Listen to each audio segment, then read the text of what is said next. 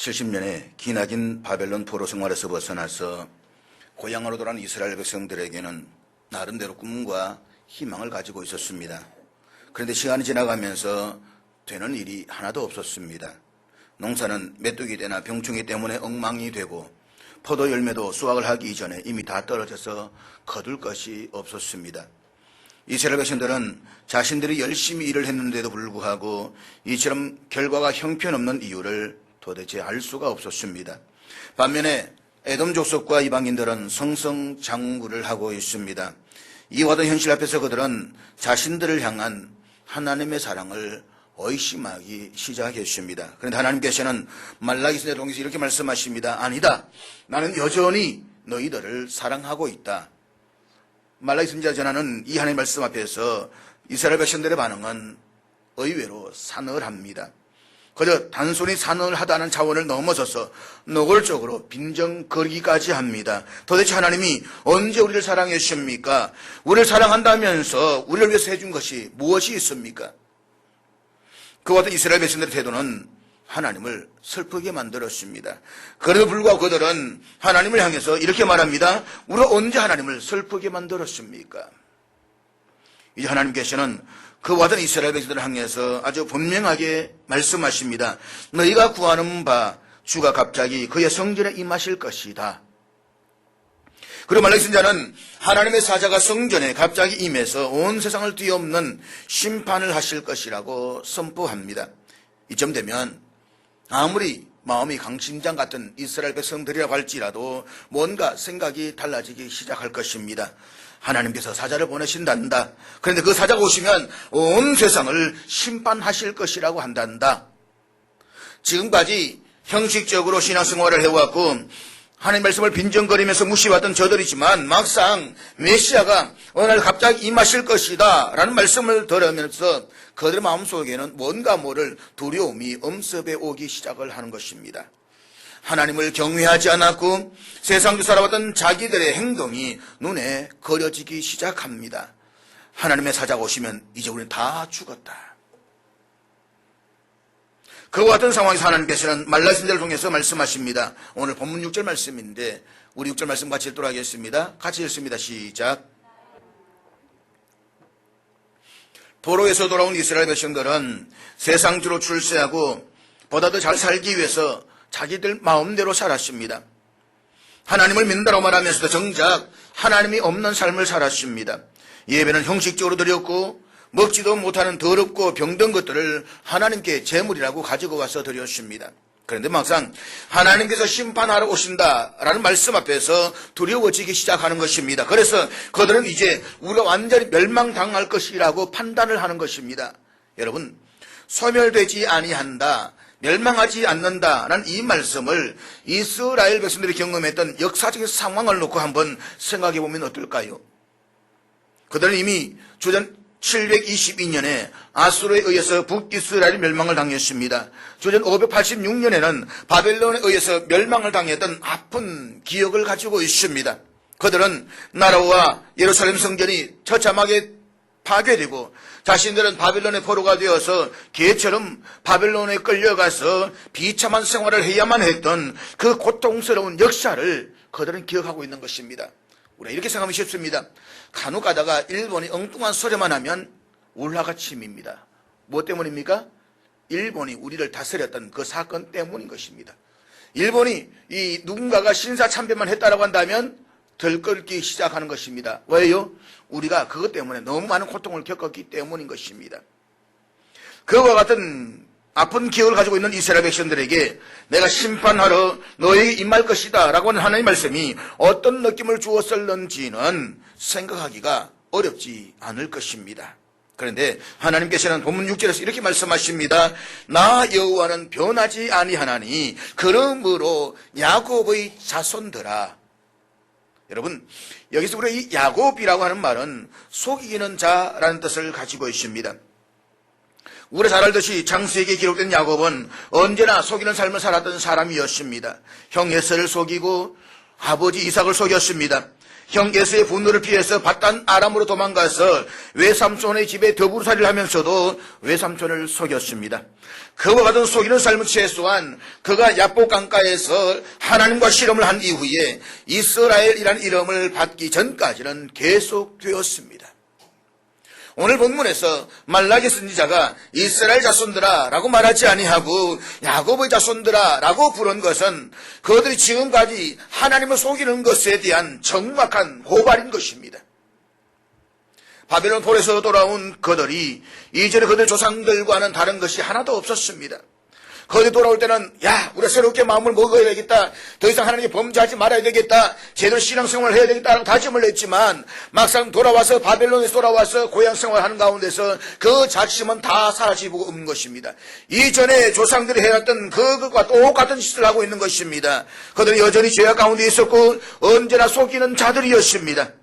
그들은 자신들의 조상들이 범죄함으로 하나님 앞에 심판을 받아서 나라가 멸망당했던 그 죄악을 조금도 멈추지를 않았습니다. 그래서 말라기 선지자는 이스라엘 자손들아 라고 부르지 아니하고 야곱의 자손들아 라고 부르고 있는 것입니다. 그렇기 때문에 그들은 스스로가 생각을 해도 하나님에 의한 심판의 결과는 너무나도 분명했습니다. 이제 우리는 완전히 소멸될 것이다. 그동안 이스라엘 백성들의 한 행동을 보고 보면 망해야만 합니다. 망해도 완전히 망해야만 합니다. 그런데 하나님께서는 이렇게 말씀하십니다. 너희는 소멸되지 않을 것이다. 너희는 망하지 않을 것이다. 그 이유가 어디에 있습니까? 그들이 망하지 않는 이유를 하나님께 이렇게 말씀하십니다. 나 여호와는 변하지 아니하나니. 그렇습니다. 우리 하나님은 절대로 변하지 않는 신실한 하나님이십니다. 그분은 본질상 결코 달라질 수 없는 분이십니다. 어제나 오늘이나 영원토록 동일하신 하나님이십니다. 하나님께서는 과거에 보여주셨던 모습과 현재 보여주고 계시는 모습, 그리고 앞으로 보여주실 모습에서 어떤 변화가 있을 수 없는 분이십니다. 생각해 보십시오.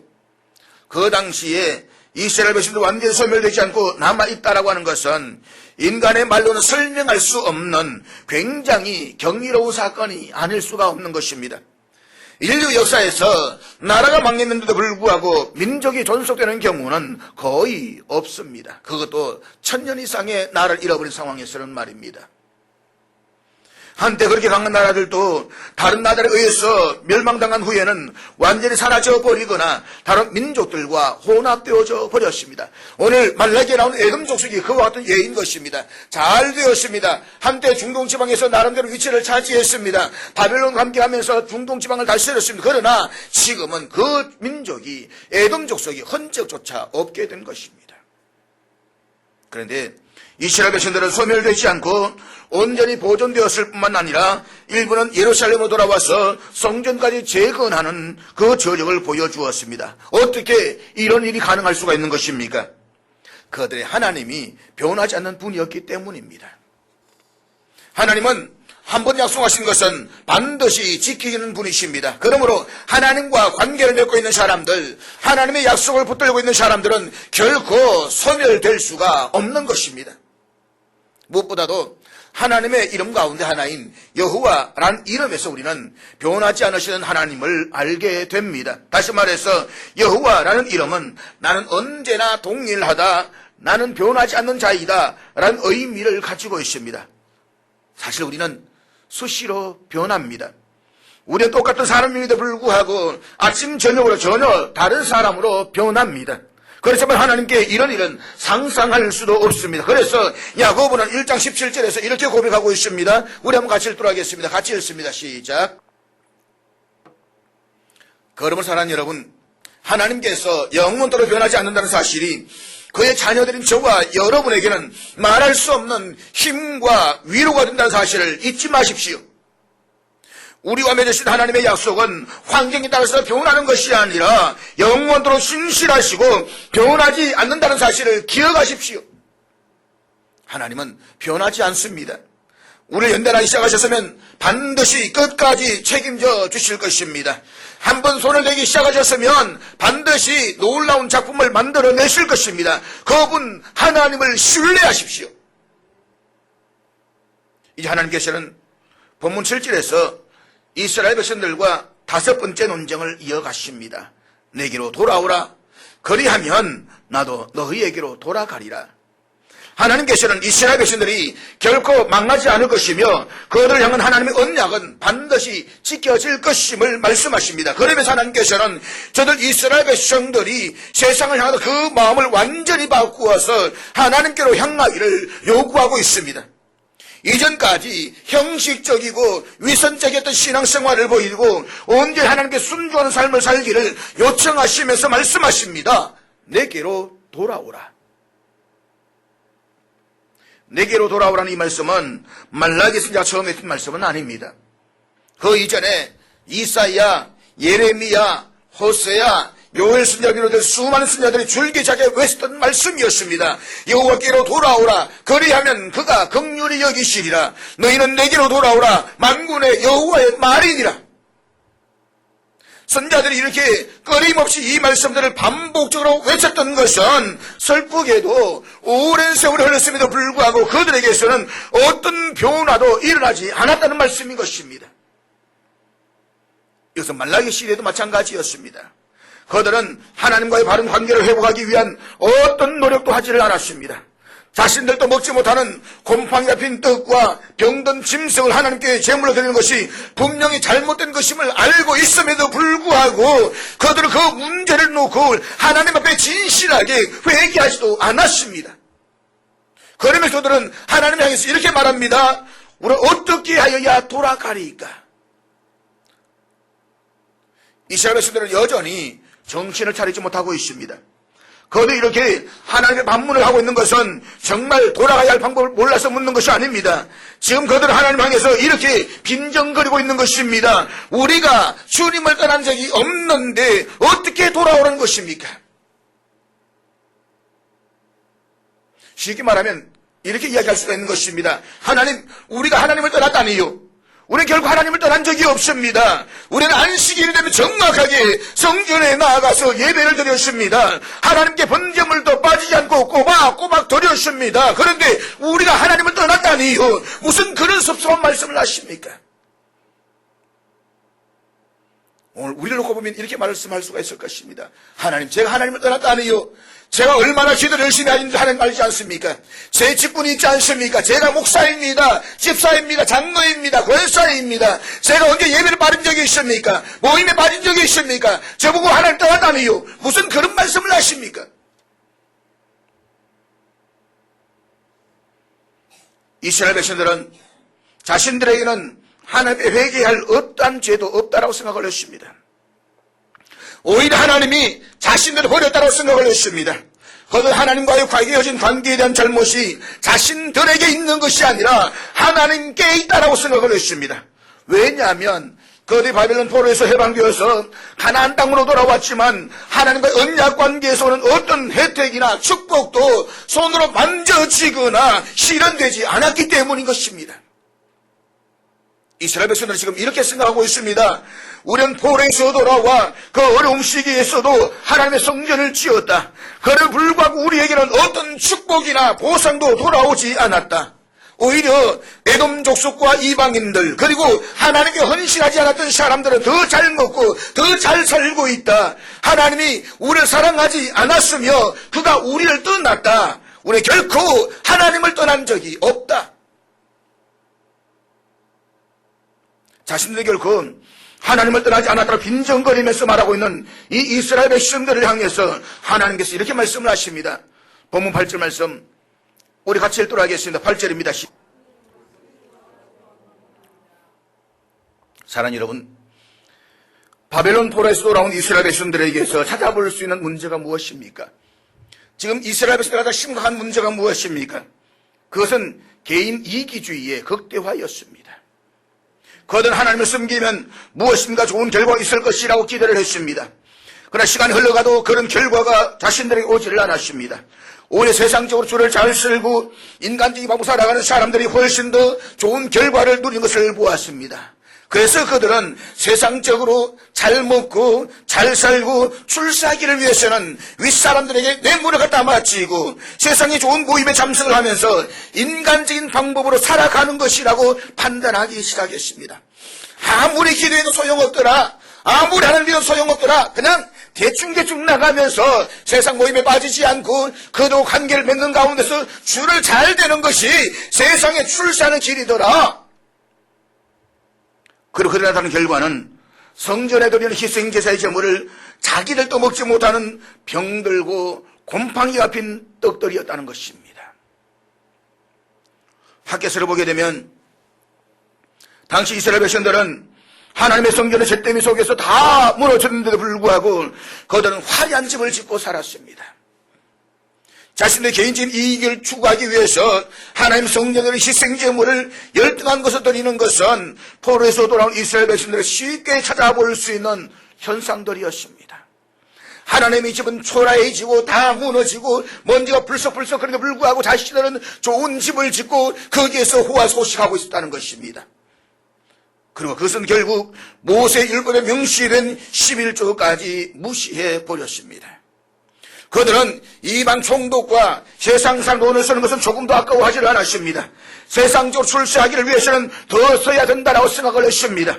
그렇지만 그들이 하나님의 성전에 바치는 제물에 대해서는 아까워했습니다. 세상 사람을 만나서 차 한잔 대접하고 식사를 하는 것은 조금도 부담스러워하지 않으면서도 하나님의 성전에서 헌금을 드리는 것은 부담스러웠다는 것입니다. 사랑하는 여러분, 말라기 시대 이스라엘 백성들의 행동이 오늘 우리들의 행동이 아닐까요? 제가 설교에 대해서 헌금에 대해서는 강조를 하지 않습니다. 1년에 한 번 할까 말까 할 정도로 헌금에 대한 설교는 거의 해오지를 않았습니다. 의심되면 홈페이지에 들어가서 설교를 찾아보면 설교 내용이 다 있으니까 확인할 수가 있을 것입니다. 그래서 오늘 본문에 헌금에 대한 말씀이 있으니까 오늘만 좀 하겠습니다. 솔직히 우리 일주일에 여러 사람들 만나고 그들과 차를 마시고 음식을 함께 나눕니다. 그런데 그들의 돈을 쓰는 것은 조금도 부담스럽다고 생각하지 않습니다. 서로 돈을 먼저 내리고 야단드립니다. 커피 한 잔 얼마인가요? 보통 5,000원, 6,000원 넘어가지 않습니까? 커피 한 잔 마시는 데는 전혀 부담스러워하지 않고 아메리카노, 라떼부터 시작해서 카라멜, 라떼, 빙술, 아이스크림 해서 먹으면서도 불구하고 주님의 전에 나와서 헌금하는 것은 아주 인색하지 않습니까? 친구들 만나서 이야기하고 나누고 하는 시간은 전혀 부끄러워하지 않으면서도 하나님 성전에 나와서 헌금의 헌자만 나오면 인상 쓰기 시작하지 않습니까? 그래서 저는 하나님께는 좀 죄송하지만 종종 그런 생각을 해봅니다. 우리 하나님은 커피숍에서 사람들이 대접하는 커피 한 잔보다 더 값어치 없는 분이시다. 제가 너무 하는 이야기인가요? 오늘 본문 8절에서 말라기 선지자는 이방인들도 하지 않는 그런 잘못된 행동을 하지 않는다는 것을 암시하면서 죄수와 너희가 하나님을 섬긴다라고 하는 이스라엘 백성들이 그렇게 할 수 있느냐라고 심판하고 있는 것입니다. 너희들이 하나님을 섬긴다라고 하면서도 하나님의 것을 도둑질하느냐, 우상을 섬기는 저 이방인들 한번 보아라. 저런 짓은 저 이방인들도 하지 않는다. 그러면서 너희가 하나님의 백성이라 말할 수가 있느냐, 이 말인 것입니다. 여러분 솔직히 한번 깨놓고 보십시오. 절에 가는 사람들 한번 보십시오. 아니면 무당들 찾아가는 사람들 보십시오. 대중을 찾아갑니까? 얼마나 두려움과 경외심을 가지고 찾아갑니까? 빈손으로 갑니까? 여러분 우리 오는 것은 헌금 아무리 말해도 주일 헌금 얼마인가요? 10,000원입니까? 5,000원입니까? 1,000원입니까? 절에 가는 사람 보면 그렇게 가지고 안 갑니다.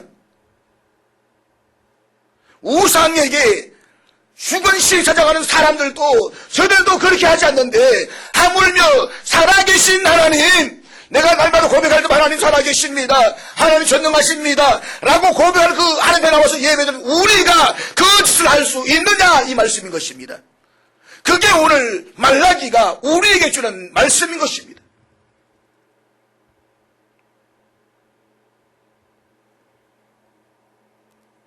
본문 8절과 9절 말씀에서 말라기 선지자는 도둑질하다라는 말을 4번이나 강조해서 반복하고 있습니다. 이것은 하나님께 합당한 11조와 봉헌물 드리기를 부정하는 것의 범죄가 얼마나 심각한 것인가를 강조하고 있는 것입니다. 그리고 하나님은 이스라엘 백성들이 11조와 봉헌물을 드리지 않는 것은 그들이 영적 무기력에 빠졌기 때문이요, 더 나아가서는 하나님을 믿지 않는 불신앙의 결과라고 책망하고 있는 것입니다. 사실이 그렇습니다. 우리가 언제나 신앙 상태가 좋은 것은 아닙니다. 그런데 신앙이 처지고 영적 무기력에 빠지게 될 때 나타나는 첫 번째 현상이 무엇인 줄 아십니까? 그것은 하나님께 드리는 봉헌물의 금액이나 숫자를 줄이기 시작한다는 것입니다. 전에는 10만 원 하던 것이 7만 원, 5만 원, 10,000 원, 그러다 어느 순간부터 아예 헌금을 드리는 것을 포기해버립니다.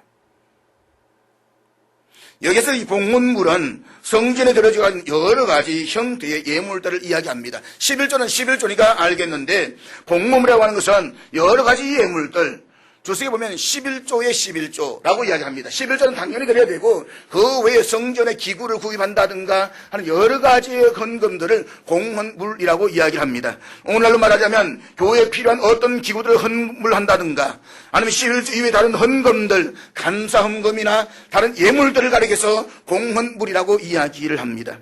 그런데 이런 행동 속에서 어느 한순간만에 있었던 것이 아니라 지금 또 계속되어지고 있다는 것입니다. 다시 말해서 하나님께 예물을 드리지 않고 하나님 것을 도둑질하는 행동이 어느 한순간 너무 어려워 하나님 잠시 쉴게요, 그게 아니라 그들 지금까지 계속해서 해오고 있다, 이 말씀인 것입니다.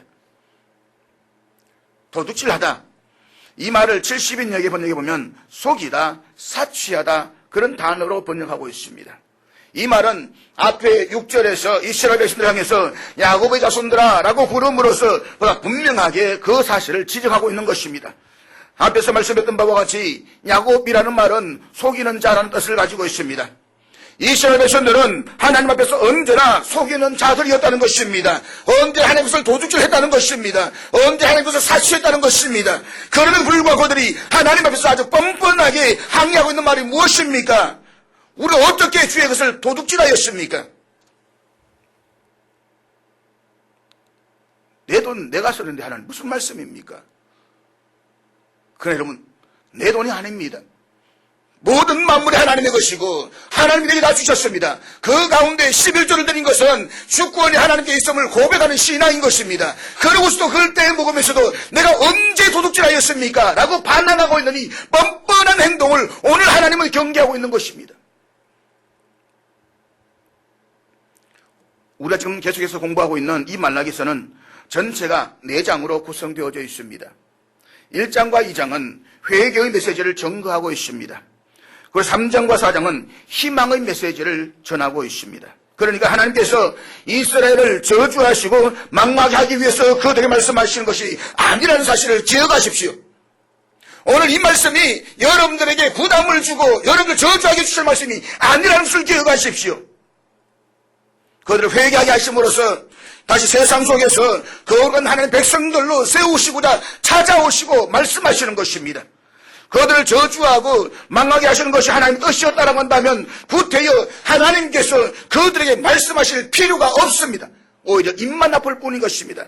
그냥 가만히 내버려 두어도 그들은 망하게 되어져 있는 백성들인 것입니다. 그를 불구하고 하나님께서 그들에게 찾아오시고 말씀하시는 이유가 무엇입니까?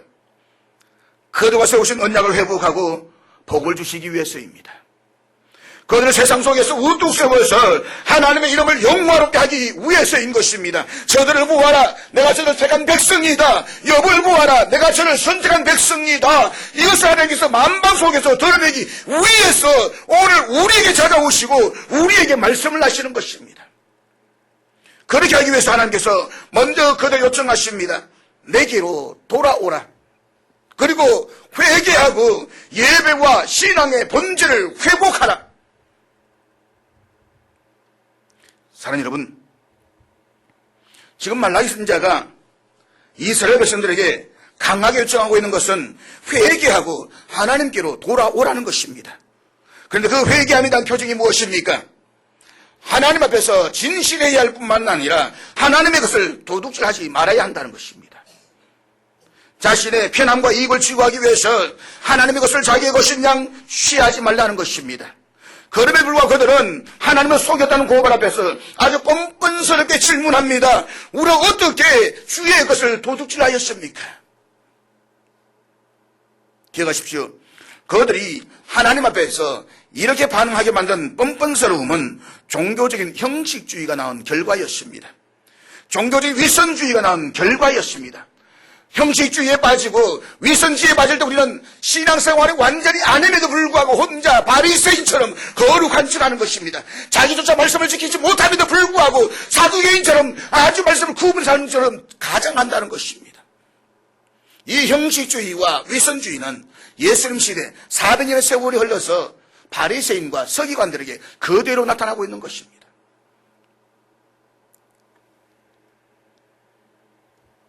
그리고 그것은 그들이 지금 영적인 무기력함에 빠져 있다는 증거를 보여주고 있습니다. 그리고 그 결과가 무엇입니까? 본문 9절 말씀입니다. 우리 9절 말씀 같이 읽도록 하겠습니다. 시작. 여기서 저주하다라는 말은 지금 포로에서 돌아온 이스라엘 백성들에게는 생각조차 하기 두려운 끔찍한 단어입니다. 그리고 저주에 대한 그들의 악몽은 포로에서 돌아온 이 지금까지도 진행되고 있는 현재 진행형입니다. 때문에 하나님께서 이렇게 말씀하시는 것입니다. 너희는 지금 저주로 괴롭힘을 받고 있다. 너희들이 이렇게 힘들었냐? 메뚜기로 말미암아서 추수할 것이 없느냐? 포도가 다 떨어지느냐? 저주로 말미암아서 그렇게 된 것이다.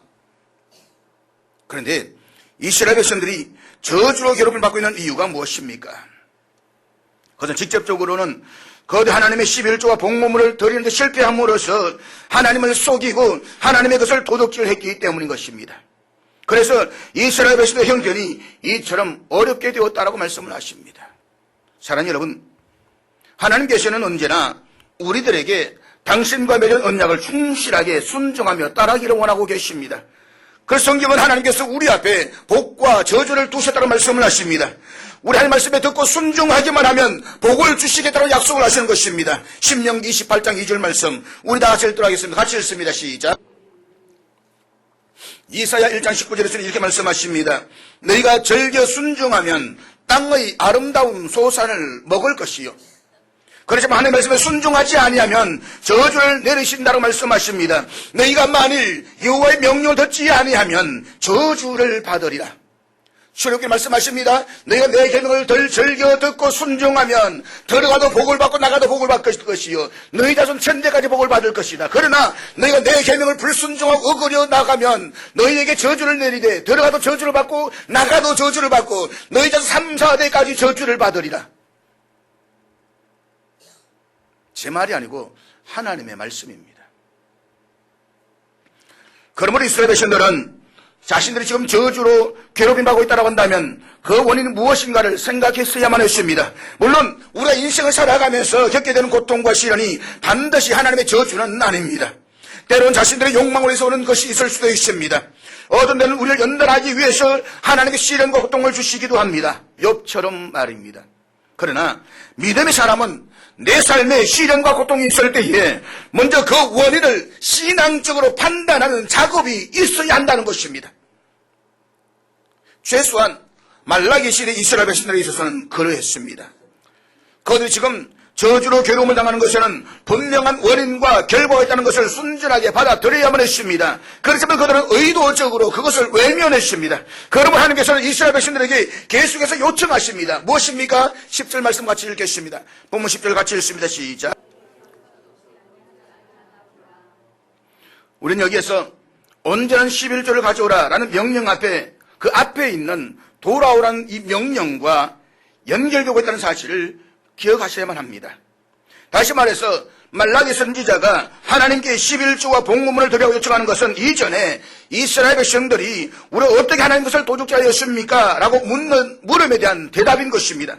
그리고 그것이 너희가 하나님을 떠난 증거라고 말씀을 하십니다. 그럼 우리는 이렇게 생각을 정리할 수가 있습니다. 하나님께서 이스라엘 백성들에게 돌아오라고 말씀하십니다. 너희가 돌아오면 내가 너희에게로 가려고 말씀하십니다. 그런데 그 돌아옴의 현상이 무엇입니까? 하나님께 돌아오는 증거가 무엇입니까? 하나님께 온전한 11조와 봉헌물을 드리는 것입니다. 반면에 하나님을 떠난 현상이 무엇입니까? 온전한 11조와 봉헌물을 드리지 않는 것입니다. 그러면 어떤 분은 이렇게 생각할는지도 모르겠습니다. 야, 하나님은 굉장히 돈을 받기 싫은 분이다. 우리 하나님 완전 수전노다. 착각하지 마십시오. 세상 만물 다 하나님의 것입니다. 하나님이 정말 우리에게 요청하시는 것은 돈이나 재물이 아니라 바로 우리의 마음인 것입니다. 그런데 그 마음을 어떻게 표현합니까? 가령 여러분, 우리가 어떤 사람을 한번 좋아하고 사랑한다고 생각을 해보십시오. 내가 누군가를 좋아합니다. 그러면 어떻게 합니까? 그 마음을 어떻게 표현하십니까? 그냥 말로만 표현하십니까? 요즘 말로만 표현하면 태박나가기 십상이라 그러더라고요. 좋은 선물을 사주고 맛있는 음식을 대접하는 것입니다. 마찬가지입니다. 우리가 참으로 하나님을 사랑하고 그분을 믿는다라고 한다면 그것이 눈에 보이는 어떤 행위로 나타나야 된다는 것입니다. 그것이 바로 드림의 신앙인 것입니다. 왜냐하면 물질이 있는 곳에 우리의 마음도 있기 때문인 것입니다. 그래서 예수님께서는 마태복음 6장 21절에서 이렇게 말씀하십니다. 우리 같이 읽겠습니다. 시작. 내 보물이 있는 곳에는 내 마음도 있느니라. 그리고 이어서 말씀한 24절에서는 하나님과 재물을 겸하여 섬기지 못한다고 말씀하십니다. 여기서 재물은 맘모니즘입니다. 예수님께서 처음 사용하셨던 단어 맘모니즘, 재물주의, 물질 우상주의가 나타난다는 것입니다. 이제 하나님께서는 11조와 봉헌물을 가지고 나를 시험하여 보라고 말씀하십니다. 여기서 나를 시험하여 보라 라는 이 말씀은 말라기에서만 나오는 아주 특별한 하나님의 도전이십니다. 신명기 6장 16절에 보면 너희 하나님 여호와를 시험하지 말라라고 말씀하시면서 하나님을 시험하는 것을 아주 금지하고 있습니다. 그런데 본문에서는 하나님을 시험하여 보라고 말씀하십니다. 우리는 여기에서 시험이라고 하는 단어의 의미를 구별할 필요가 있습니다. 신명기에서 말씀하고 있는 시험하지 말라라고 하는 이 시험의 단어는 오만하고 냉소적인 불신앙의 자세로 오는 시도하다 혹은 금사다라는 의미를 가지고 있는 것입니다. 다시 말해서 하나님의 불신앙을 가지고 하나님을 시험한다는 것입니다. 하나님께서 이런 시험당함을 허락하지 않습니다. 그러나 오늘 본문에서 나를 시험하여 보라 라는 말씀에서 시험이라는 단어는 그 의미가 전혀 다릅니다. 그러니까 하나님에 대한 자신의 믿음을 확증하고 격려하고자 하는 의도를 가진 정직한 의심의 태도에서 오는 시험을 말씀하고 있는 것입니다. 다시 말해서 하나님께서 나를 시험하여 보라 라고 도전하시는 것은 언약의 약속에 하나님께서 신실하시다는 것을 순종하면서 그 경험을 통해서 확인할 기회를 주시는 것입니다. 내가 내 말씀 한번 지켜 행하 보아라. 믿음대로 한번 살아보아라. 그러면 내가 어떤 것을 줄 것이다. 내가 긍정적인 믿음을 가지고 도전하고 순종하는 데 있다라고 하는 것입니다. 그래서 하나님께 말씀하시는 것입니다. 내가 하늘 문을 열고 너희에게 복을 쌓을 것이 없도록 붙지 아니하나 시험하여 보라. 그러면서 하나님께서는 본문 12절에서 이렇게 말씀하십니다. 우리 12절 같이 읽겠습니다. 시작. 사랑하는 여러분, 지금 하나님께서 이스라엘 백성들에게 강하게 요청하시는 것은 회개입니다. 영적 무기력에서 벗어나 예배를 회복하고 하나님과의 관계를 회복하라고 말씀하십니다. 그러기 위해서 하나님께서는 하나님의 언약에 대한 이스라엘 백성들의 태도와 행위가 바뀌어지기를 요청하십니다. 그것은 바로 회개입니다. 회개가 무엇입니까? 회개라고 하는 것은 가던 길을 돌아선다는 의미를 가지고 있습니다. 지금까지 내 마음대로 갔습니다. 내가 가고 싶은 곳으로 갔습니다. 이제는 하나님께서 내 길을 이끌어 가시는 것입니다. 지금까지 내 정욕대로 걸어갔습니다. 그러나 이제는 하나님 사명을 주셔서 그 사명대로 걸어가게 만들어 가시는 것입니다. 그 길을 따라가는 것, 그것이 바로 회개인 것입니다. 그럴 때 지금까지 저주로 결혼받아왔던 이스라엘 백성들이 이전에 경험하지 못했던 복된 경험을 누리게 하시겠다고 말씀하시는 것입니다. 그 과정에서 하나님께 이스라엘 백성을 요청하시는 것은 온전한 11조와 봉헌물을 드리라는 것입니다. 하나님께 그렇게 도전하시는 것은 이스라엘 백성들이 말씀에 전적으로 순종하는가를 보시기 위해서인 것입니다. 그러나 기억하십시오. 하나님께서 당신을 시험하도록 도전하는 것은 단순히 물질적인 복을 받기 위한 인과관계의 공식이 아니라고 하는 것입니다. 기브 앤 테이크, 내가 주는 만큼 받는다. 그것이 안 되는 것을 기억하시라는 것입니다. 지금 말라기 시리 이스라엘 백성들이 나타난 문제는 하나님 앞에서의 인색함이었습니다. 세상에서는 분에 넘치게 재물을 사용하면서도 하나님 앞에서 인색했던 이스라엘 백성들의 행동, 그것은 바로 불순종과 불신앙에 뿌리를 둔 것이었습니다. 사랑하는 여러분, 우리가 세상에서 열심히 땀을 흘리고 수고한다라고 해서 반드시 좋은 결과를 얻을 수 있는 것이 아닙니다. 좋은 주스만으로는 행복한 땅을 만들지를 못합니다. 중요한 것은 그 땅의 열매를 가져오는 영적 갱신이 있어야만 합니다. 그 갱신의 출발이 하나님 앞에 온전한 11조와 복문물을 드리며 믿는 이 드림의 신앙을 회복하는 것입니다.